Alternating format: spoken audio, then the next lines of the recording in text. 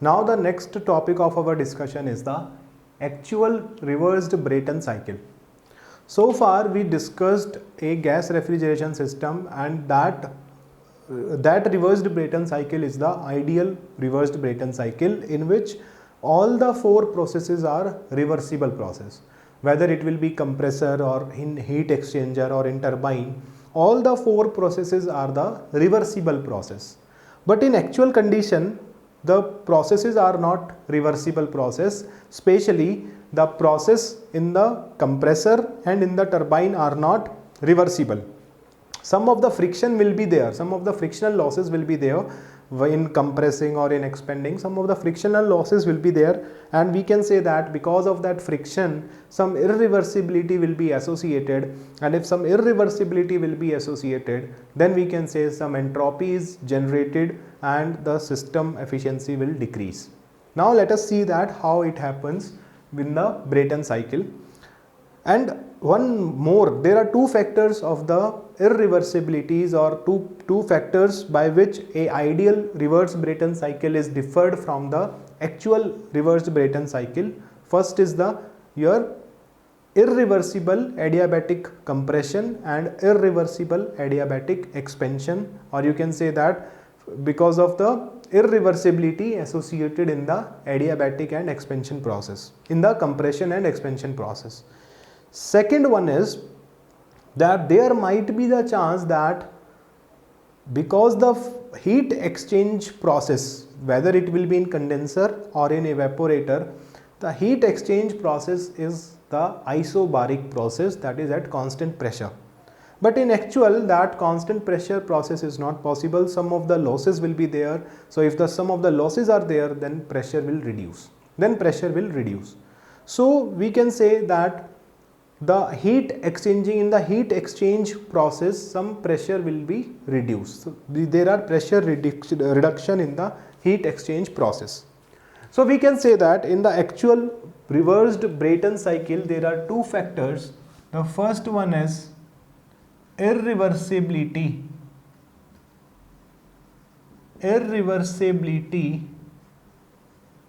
associated with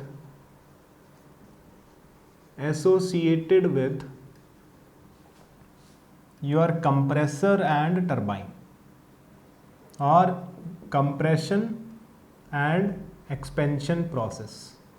Some irreversibility will be there. This is the one thing. And second is the pressure reduction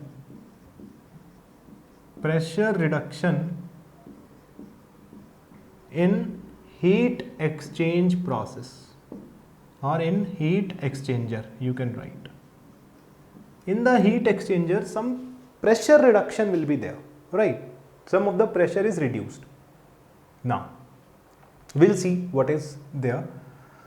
Now the one thing is that the reversible adiabatic compression in the ideal refrigeration cycle or ideal reverse Brayton cycle is now irreversible adiabatic compression, and similarly irreversible adiabatic expansion. Process is adiabatic, but now it is irreversible. Now if I draw the TS diagram, just pay attention here. Let us say we'll draw the TS diagram here.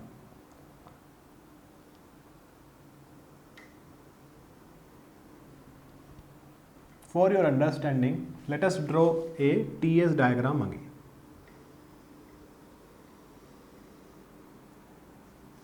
And first we'll talk about this irreversibility associated with the expansion process and compression. And first of all, we'll only discuss this irreversibility associated with the expansion and compression process. We are only taking, then afterwards we'll take the how the pressure is reduced, right?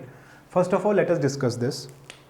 Now let us draw a ideal reversed Brayton cycle on TS coordinates. We know how to draw it. This is a very simple thing. Let us say that this is the ideal reversed Brayton cycle.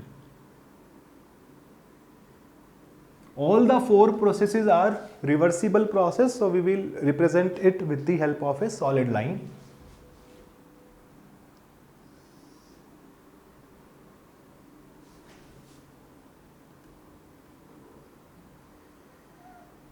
So this is a ideal reversed Brayton cycle in which all the processes are reversible. Process 1 to 2 is reversible adiabatic compression, 2 to 3 is reversible adiabatic heat rejection, 3 to 4 is reversible adiabatic expansion, and 4 to 1 is reversible isobaric heat supply.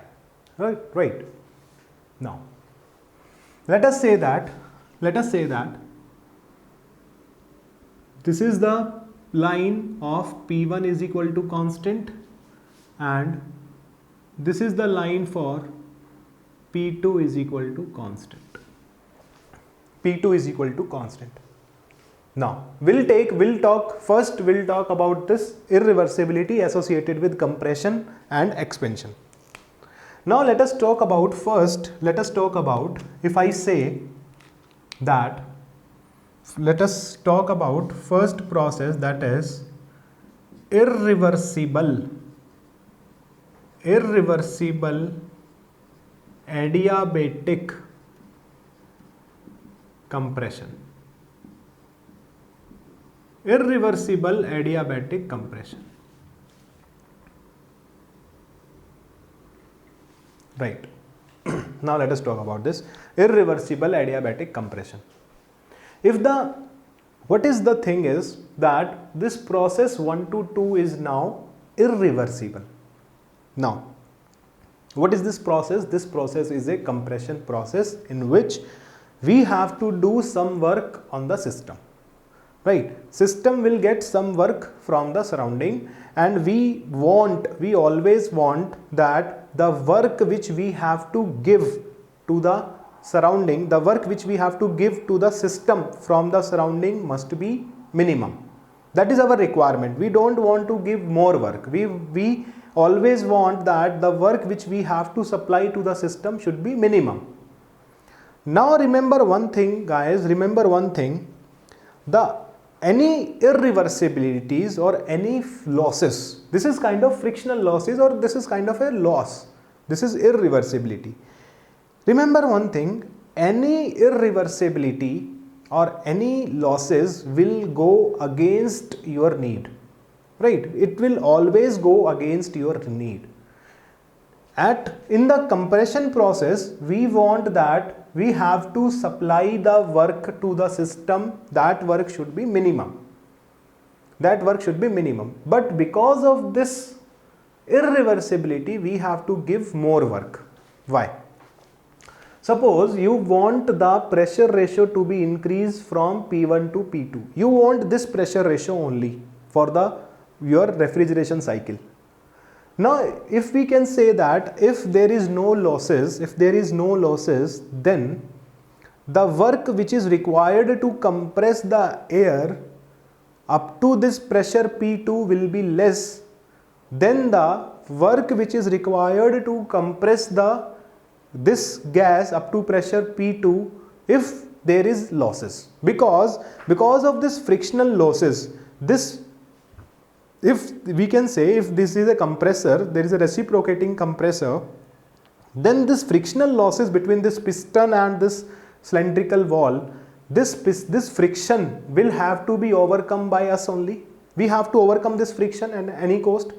If we have to overcome this friction, then we have to give some amount of energy to overcome this friction. Right, some of the energy will be lost in overcoming this friction. From where that energy will come? We have to give from outside. Right, we have to give, because to run this compressor we have to give some energy. If some losses are there, to overcome that loss we have to give some extra energy.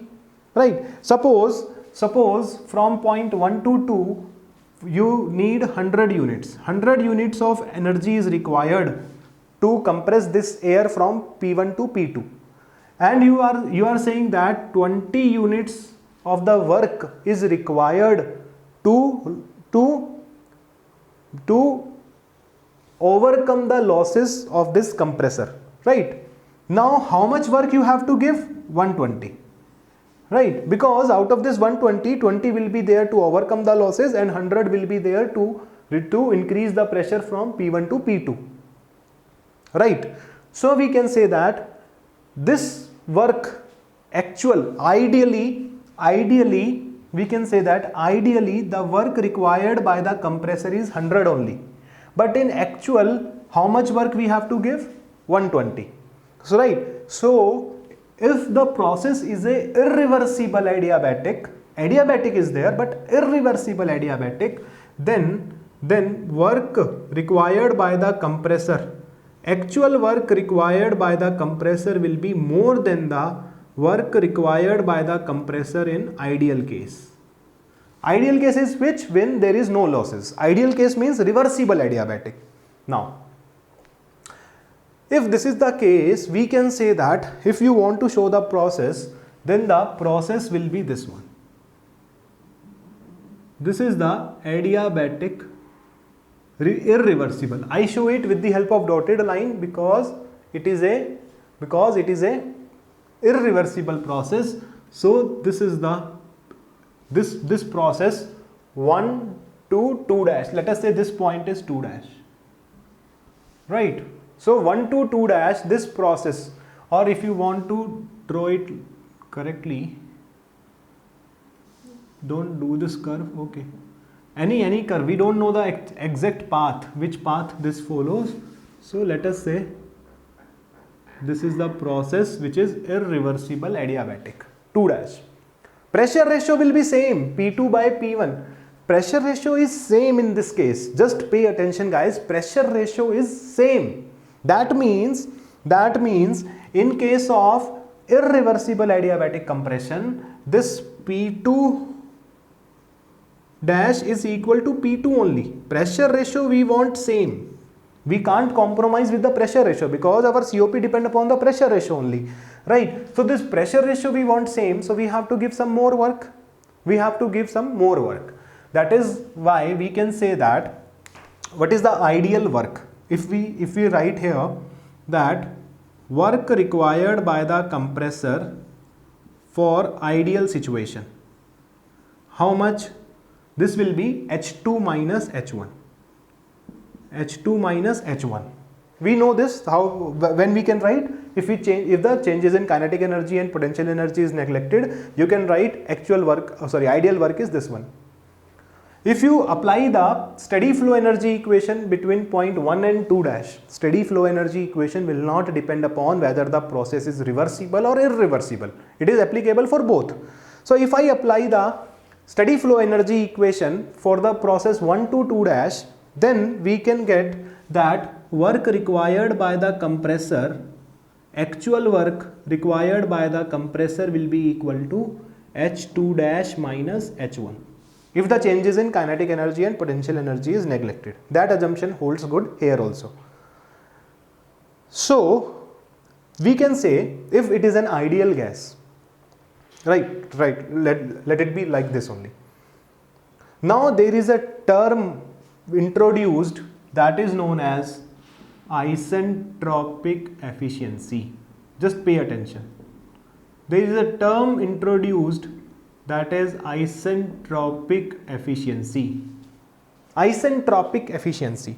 For the compressor, isentropic efficiency of compressor is, we know that always efficiency is less than 1. So ideal work is your less, actual work is more. So we can say that your isentropic efficiency of compressor is your ideal work which is required divided by work required by the compressor actually. Because here actual work is more. So this is the isentropic efficiency formula for the compressor. So this will be equal to Cp into, this will be equal to ideal work is H2 minus H1 divided by H2 dash minus H1. This is isentropic efficiency for compressor. Isentropic efficiency for compressor. H2 minus H1 divided by H2 dash minus H1. Now if the assumption is ideal gas, if you take assumption as ideal gas, then for ideal gas dH will be equal to Cp dt, Cp and Cp will be cancelled out. Then in that case isentropic efficiency for compressor will be equal to T2 minus T1 divided by T2 dash minus T1. This is the isentropic efficiency of compressor if the gas is the ideal gas. In terms of temperature, if it is not an ideal gas, you cannot write in terms of temperature, you have to go with this. dH is equal to Cp dt do not depend upon reversible, irreversible. It is valid for both, right? Similarly like that of steady flow energy equation. So this is the isentropic efficiency, and you just think about this, that how to write these formula. In compressor we want minimum work to give to the compressor. Actually the work will be more, so the thing which is more will be in the denominator, so ideal upon actual. This is for compressor. Now there is a confusion for the students who will use the formulas without knowing the assumption. Now just pay attention. If I go for process 2 to 1, T2 by T1 can be written as P2 by P1 raised to power gamma minus 1 upon gamma, or you can say gamma C minus 1 upon gamma C. This formula you cannot write, please pay attention, T2 dash upon T1. Students will say that this 1 to 2 dash, this process is also adiabatic, and blindly they are using this formula. T2 dash upon T1 is equal to P2 by P1 raised to power gamma minus 1 upon gamma, and if you are using this, then this formula is not applicable, your answer will be wrong. Why? Because this PV raised to power gamma, from where it comes, PV raised to power gamma is equal to constant. The most important assumption of this is reversible. We already studied in thermodynamics. This is only for reversible process. So this equation is only valid for reversible process. Don't use this equation for irreversible process. Your question will be wrong. Don't use this equation to find T2 dash. In the question, find T2. If you find T2, then with the help of isentropic efficiency, T2, T1 is known. Isentropic efficiency will be given in the question. From here you can find T2 dash. Don't use to find T2 dash this formula. Don't use this. Right? This is the most important thing which you will be paying attention while using the formulas. That's why I am always stressing that the assumptions are important in thermodynamics. If your assumption part is good, then you will not face any difficulty in solving any question on thermodynamics, RAC, power plant and so on, right? So this is clear. What is the isentropic efficiency of compressor, right? So this is the 1 to 2 dash, this is the isentropic efficiency of the compressor. Now let us talk about irreversible adiabatic expansion, right? We'll rub this. Now the next is irreversible adiabatic expansion. The expansion process in the turbine is also irreversible. Now the important thing which you have to take care here, in case of reversible adiabatic expansion process, now see, expansion process is the process in which system is doing some work, or you will get some work. Work is produced. Expansion process is the process in which work is produced. If there is no irreversibility, there is no losses, then the work produced will be available to you and you can use it to run the compressor. Now, because of the irreversibility, the work produced by the turbine, some amount of that work will be consumed in overcoming these losses because of the friction or because of some other losses. So the work which you will get Right. See, I always told you that because of irreversibility, the effect of irreversibility and the losses will be against your will. We want that because of this expansion process, we want more work so that the net work required to the compressor will be less. We want more work to be produced in the expansion process, but because of that losses, frictional losses, work produced will be less. So we can say that, let us say 100 units of the work is produced by the turbine if it is reversible adiabatic. If let us say 100 units is the work which is produced by the turbine, but because of the irreversibility in the irreversible process, 20 units of work, 20 units of energy will be reduced to overcoming the losses. Now how much work you will get? Actually you will get 80 units. Actual work you will get 80 units. So in case of irreversible adiabatic expansion, work produced by turbine, ideally work produced by turbine is more than the actual work produced by the turbine. In this case, ideal work is more. We are getting more work if it is reversible. Because of the irreversibility, actual work which we are getting is reduced. It is reduced. So if I draw the process 324 dash, let us say this is the process 324 dash. This is point 4 dash. So 324 dash is the irreversible adiabatic process. Irreversible adiabatic process 324 dash. Now some of the students may ask, sir, why here you are writing 324 dash, why not here the line may go like this also? Student may ask, right? There are so many things that student may ask, that this kind of diagram is there.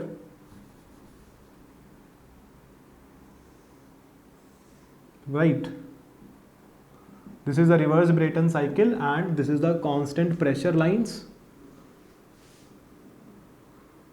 These are the constant pressure lines. Student may ask, sir, that for compressor you can go like this and for turbine you can go like this. Student may ask, right? Now I leave it for the students, right, to find why I am drawing this line like this and this line like this, right? I hope that some of the students will be able to give me the correct explanation that why the compressor irreversible adiabatic line is going like this, not like this, and why the turbine line go like this, not like this. I want this explanation from the students, and if you are not able to find this, just I am saying, just apply the concept of thermodynamics. You will be getting the result that why this happened, and if it is not there, if you are not able, then we'll explain it to you later on. First of all, try it yourself, and if you are not getting the correct explanation of this, then post a comment on the video, then we'll going to explain that why these lines are not like this.